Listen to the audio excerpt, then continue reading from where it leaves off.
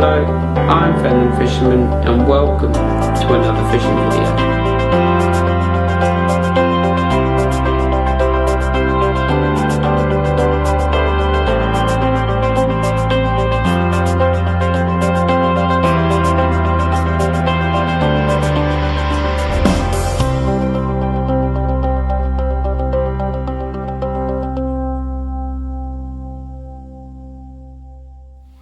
Well, welcome, and for a change I'm doing the intros today to Chasing Dreams, and this time we're after tench. It's a lovely summer's day. Even though I've got a hoodie on, it is actually quite warm. Unfortunately I'm in the shade and George has got the sunny part, but that's what comes from being the cameraman, you know, special privileges if you're the star. We've literally just set up. We're extremely close together here, doubled up in a single swim, but that's more for your benefit for the filming than anything else. Also it's nice and social, and it gets cold at night out here in the fens. There's somebody to cuddle up to, isn't it? But right, first thing we're going to do is bait up. We're not fishing very far out. We're literally an underarm lob today. What we've got in front of us in the swim is we've got a nice gentle shelf out and then a very steep drop off, and it goes from, well, probably knee deep, so a foot or 2 foot deep, right the way off into 12 feet of water. And a lot of the expanse of this pit is very shallow and weedy, and a lot of the fish can tend to come into this deep channel here. Runs all the way up here and right to the end of the pit, which is off to our left. So it's about 12 feet deep, and what I'm going to start by doing is putting a few balls of ground bait in. We've got here, it's about 3-4 o'clock in the afternoon now, maybe even a bit later, so we're not really expecting too much until tomorrow.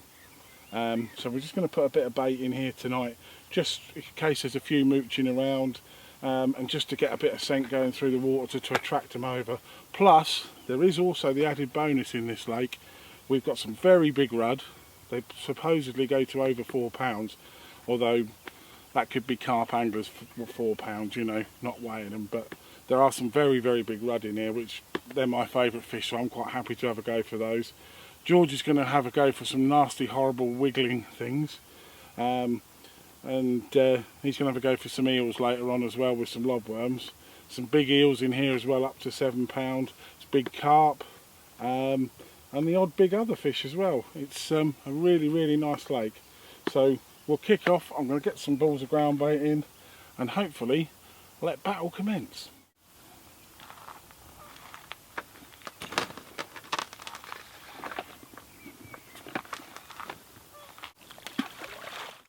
Right, it's going to stick some hemp out now. My turn to bait up. Going to be using the Gardener baiting spoon with the extra handle. So, I'm going to take a handful of hemp, not much, just to make sure I get a distance first before I commit myself to loads of bait. Going out about the same distance around the marker float again. Couple out to the left for Mark, couple out to the right for me. I'm not going to be biased and do it one-sided like Mark did. There's one. I'm going to do it again 4 times.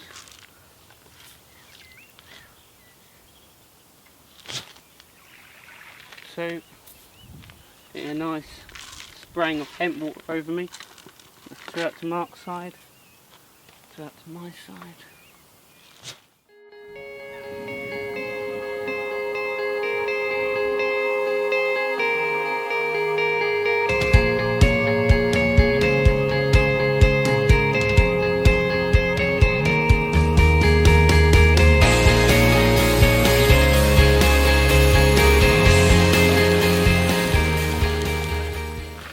Well, it's come to that time of evening now, and I've just started cooking, or we both just started cooking. Got my nice cooker set up there. Mark's got his makeshift campfire, which is smoking us all out with plastic fumes currently, going on the other side of me. It should be quite, it seems to be quite a nice evening. The sun's coming lovely into my bivvy now. It was too hot earlier. My already burnt skin was roasting nicely in here, so I had to move. But now, sun's coming in, it's quite nice. Well, I have a feeling it's going to be a bloody cold night tonight with this clear sky. But hopefully the tench will come on in the morning. I'm also hoping that an eel will take my bait during the night if it's just cold. Mark's not, he hates eels. But if it's as cold as we think it's going to be, I don't know if eels are really going to want to feed. But we'll see, won't we? But I don't know if Mark explained it earlier, but our dream target for the sessions can be set at £7 for the tench. I haven't got a clue what to set out for the eels. What would be a dream eel, Mark? £5. So I've got to try and catch a £5 eel. That sounds easy enough, considering my PB's only 3 something. But we'll see, won't we? Hopefully it'll be a nice evening and wake up to a few fish.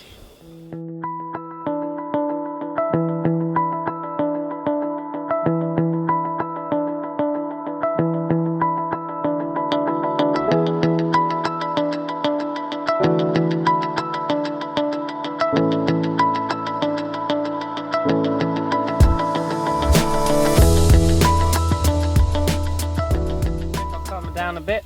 Here we go. First fish of the day. It's taken a while, but we've finally got one. And believe it or not, target achieved. 7.25. What a cracking tench. Over the moon with that. Look at it. It's a beautiful fish. Ah, chuffed. And it just shows if you want a target tench, use target tackle or a target fish indeed. Whoop whoop! Blatant plug alert! Blatant plug alert! It's needed. What a cracking fish though. Chuffed with that, absolutely chuffed. Get her back and hopefully we can get another one. A little bit bigger. Right. Slip her back. Come on, love. Give her a bit of time in the water. She'll go when she's ready.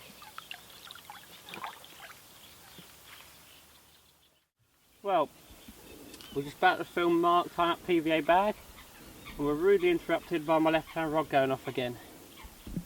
Not sure how big this fish is. It's almost certainly another tench.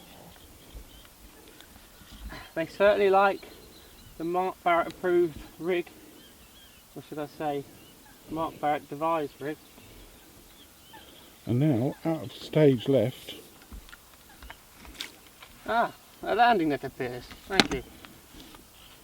Put that down. Quite wiry fish. What I love about tench. Just so powerful. How does this come out of the line? Here he comes. Oh, it's lovely to see it in that clear water.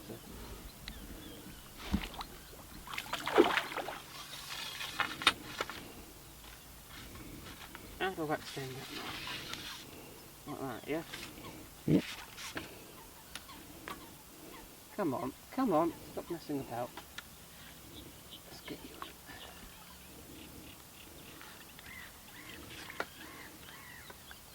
And in the net. This one, a lot more full of spawn. Very happy with this. I actually fought harder, I'd say, than the last one. But there you go. A bit more battled, a bit more battle hardened, a bit more scarred, but still lovely fish. And it's a tench. That's the main thing, isn't it? Very nice fish. I'm very happy with it. We nearly got that run on film actually. We just about film marked the PVA bag and this thing. Then this thing went off. Brilliant stuff. Right. Male or a female, George? Almost certainly a female. Absolutely full of, well, it's getting towards being full of spawn. It's definitely a female, it's got no gonads. And that obviously. Cheers, Mark. Anyway, yeah, let's slip this one back. Hole in the water. Look at that. It's like a big... I just have to start that again. I'm just going to go through with you now a little bit about the rig and some of the little tips that we're using. First one of all is we're using casters or artificial casters as bait. Now, to make sure that we've got something around there to drag the fish in even more, or even more so than the swim feeder, we're using little PVA bags of casters on the hook. Now obviously there are problems with casters, the main one being that really to keep them alive, or keep them from turning I should say, you need to do as we've done here and cover them in water. Now obviously the two don't mix very well, water and PVA, so the little tip that I would give you to start with is to get your casters ready to go in. Just use a little bit of ground bait of some description, sprinkle it over your casters, and in the best Blue Peter tradition, here are some I prepared earlier, and they've dried out nicely now and you can easily put them into a PVA bag. And that's all we're going to do now. We just literally stick a few in. Don't fill the whole bag up because we want to fold it over, and I'll show you for why we want to fold it over in a second. So about 3/4 fill the bag. I know this is a bit like teaching your grandmother to suck eggs how to make tie a PVA bag, but you know, in the best corded traditions we're going to show you it ad infinitum. Not really. But just lick the bag, stick it together, so you've got about an inch there, lick it again and fold it over. Now what that does is it means that this top part here is much thicker PVA, and that's where we're going to put the hook to make sure that when we cast in that this actually gets dragged to the bottom alongside the feeder and doesn't float up and float off or get dragged off with melting. Remember, we're now fairly well into summer, and even though we've had the coldest spring on record, the water temperatures are going up, as George will testify as he's just been in. But one final tip, with the solid PVA bag, before you cast it in, just get a baiting needle and prick it a few times. That way the air comes out of it, it won't try and keep up and float the feeder, and it'll drop nicely with the rest of it. Then you've got a nice little neat package of ground bait and casters around your artificial casters, and as George has shown so far with his 7 and 6 pounders, it works a treat. It's a method that, you know, I sorted out for myself on Barbara lakes, and it really does work well. So you can do the same with maggots as well. Put maggots into the bag. Again, you'll have maggots nicely around your hook bait. Dead maggots as well, so you've got dead maggots all around a patch of live wriggling ones. It's quite versatile method, and it's one of the little tips that we use. Well, I don't mean to state the blandly obvious, but it's second day now, and well, we're entering the second day. It's about 2:30, getting on to 3. I'm thoroughly happy with what I've had. Really chuffed for that. I think it's brilliant. Couple of tench. First one is taking our target. Really happy with that. But yeah, you've joined me. Just walked up the bank a little bit. Fishing slow as we expected. We thought morning would be when the fish are feeding, and clearly they were. Just come up here to get a better view of some of the nesting terns we've got here, as well as black-headed gulls. Very nice to see. As regular followers of me will know, I do enjoy my birding, and wildlife is a big part of my fishing. Yeah, we've got several nesting pairs of terns here. Still unsure of the ID, either common or Arctic, but I'm pretty sure most of them are just common terns actually. But really enjoying myself, even though I'm not catching during the day. It's really nice. There's been a hatch of damselfly, and we've watched the larvae crawl up from the water up the bank onto our brollies, then hatch and fly off. It's been really good to see. Really enjoyed that. But yeah, it's an array of wildlife. There's been some grass snakes swimming about, and that's been really nice to see. And there's a few reed warblers and sedge warblers about, which I'm going to try and get some shots of a little bit later. But yeah, we're going to have to see what evening brings, and hopefully either me or Mark, especially Mark since he hasn't had anything yet, we'll have a few more thinkers out.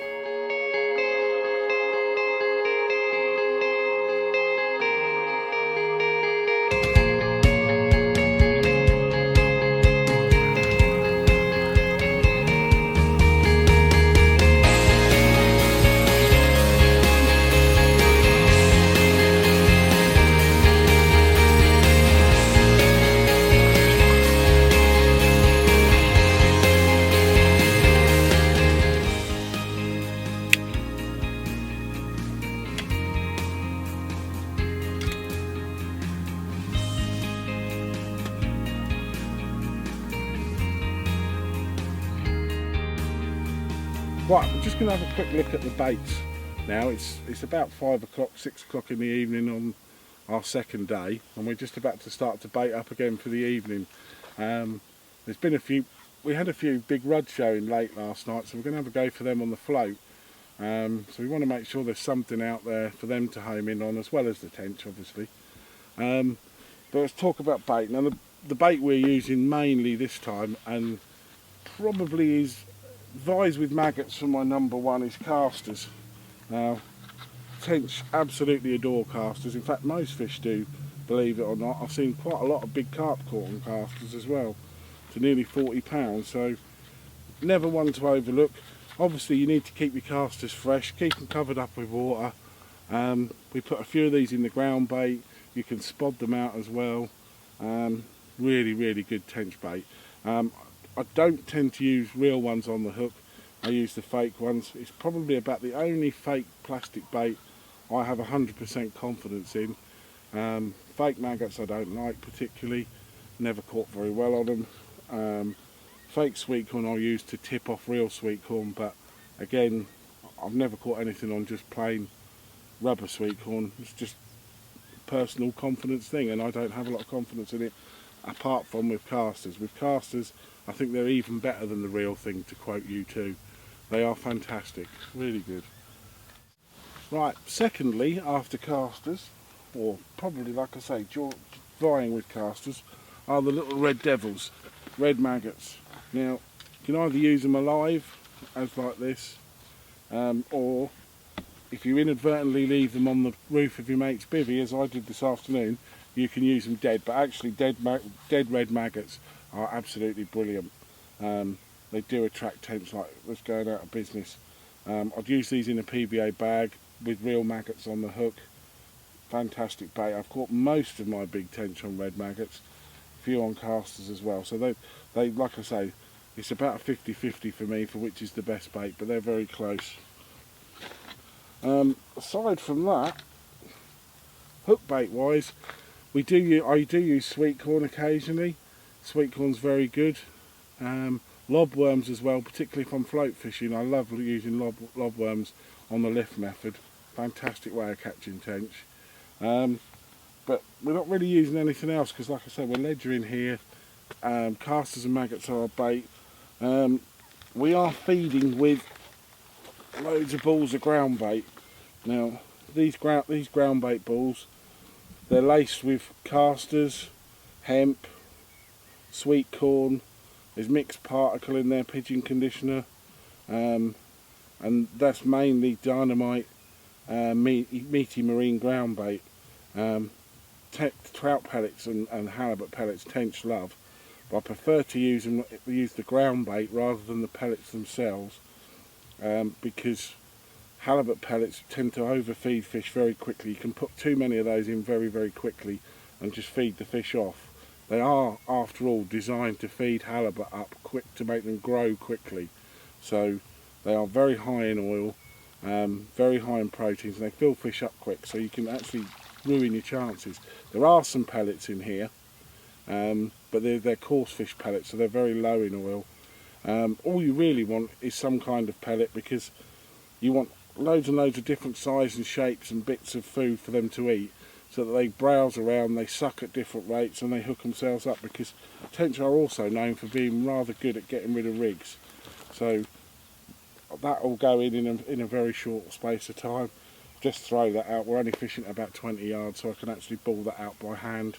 I made those all up earlier in best Blue Peter tradition. And finally, the American Express of tench fishing. You should never leave home without it. Hemp seed. Normally, I love this stuff more than the stuff you do yourself. However, it's bloody expensive to buy that way, but it is a very good bait. Whatever dynamite do to it, I don't know, but it keeps off leaking oil for ages and ages afterwards. I'm not sponsored by Dynamite, so this isn't a George Blatant gardener plug. This is a purely practical, I have used it plug. It's very good, but like I say, it's an expensive way to do it if you want to put a lot in. But I tend to use about one of these a day, maybe one in a day and a half. So, you know, at £10 a chop, that can get quite expensive if you're on a budget. Well, it's probably easier then to boil your own. But whichever way you do it, whether you get the dynamite stuff or whether you buy it from a shop, you can't leave home without hemp. It's probably the best attractor there is out there. And that really covers it all. That's all the baits that we use. Now going to get some bait in. Hopefully you're going to see later on us catching some fish this evening. If not, I'm pretty sure we're going to get some more in the morning, especially after all the rod top knocking and action we had this morning. They're going to know the bait's there, and maybe we'll get a bonus of a big rod this evening. The only way you're going to find out is to stay tuned.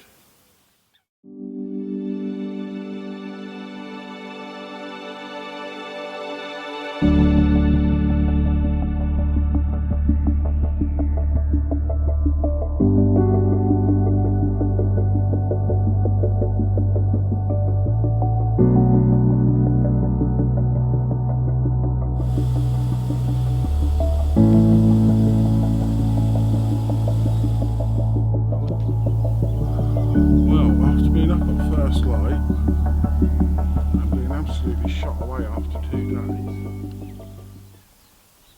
Too early mornings anyway. I'm finally into my first tench of the session, and it's hammering around the swim quite well, so I'm putting money on it being probably a male and probably not huge in all honesty, but it is banging around fairly. And it really is tanking around the swim. It's starting to feel bigger. Decent tench. Proper a morning of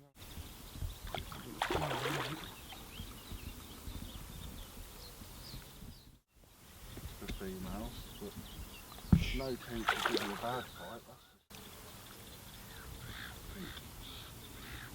It's like being going over. And she or he goes. Right, well we've rather exceeded expectations here, because the hopeful 7 has turned into a rather lovely 8.5. And look at that, what a beautiful tench. They don't come prettier than that. An absolute stunner. Got to be happy with that. That's truly chasing dreams, because those are dreams in a little green parcel there. Absolutely fantastic. Chuffed to bits with that. Hey girl. And with that, I'm going to get her back. Very, very happy. Right, and after giving us a good old run around and being such a star for the cameras, back she goes. Look at that. What a beautiful sight, proper dune sight for any, to warm the heart of any angler. She'll blow a few bubbles, realise she's on a, well I hope she will anyway.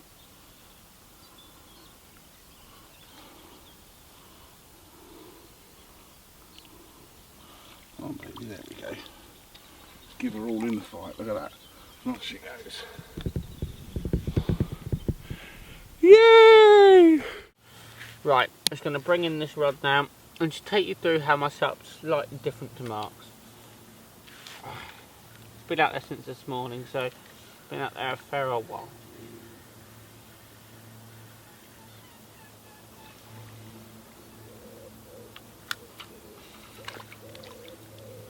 Right, let's get in the bivvy.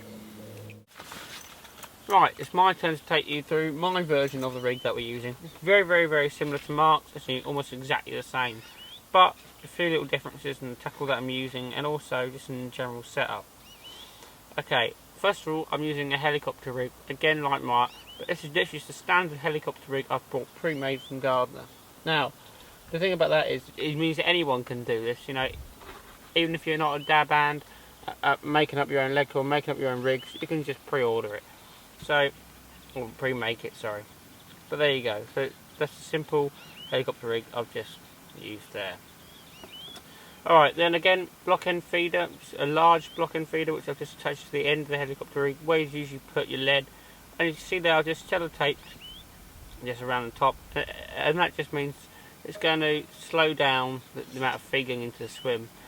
In there I'm putting casters and maggots, and I'm sort of relying on the maggots to push the casters out, as well as the casters that will fall out and drop. However, the maggots that are in there will then slowly come out because of the old tape there.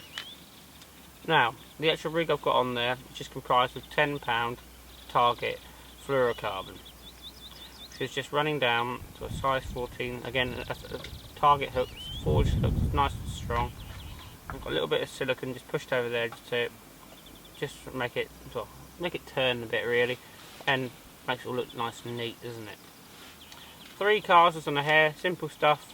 I was overcomplicating it earlier. I've all sort of fancy rigs, and Mark put me right, but there you go, 3 casters on a nice little simple hair there, and literally that is it. And obviously I've just pushed the bead up on the leg core just to the sort of height I want, and it really isn't very high up there at all. That's just so, you know, there isn't really much weed out there, but just in case it's got a little bit of room there to move up. And that literally is it. That's my rig. The only last bit to say is about my main line, but I tend to use sort of £10 line for tench, just in case anything bigger comes along, and also might be some big tench. So I'm using the £10 Pro Carp main line for that. Anyway, so yep, that's my rig, and caught me a couple of tench yesterday, so it can't be that bad. Right, well, that's the van pack, mate. Yep. All done and dusted. Good session finished. Bit of a disappointment this morning. I thought we'd have a few more than that, but you can never be just too disappointed with an £8 tench. That's a proper old tench. Really nice figure. It's good looking as well. And once upon a game, we've hit target. Yep. Dun dun dun. And you as well. You went over the bloody target. Yeah. We did what we set out to do, which is, to be fair, over the last few months has been a bit of a rarity, isn't it? So that's been a good session. Yeah, really enjoyable, and hopefully we'll be out again soon. Yeah, I think that's a guaranteed. I think we'll be back here again soon. That's very true, yeah. Yep. So until then, we'll see you again, and keep on chasing dreams.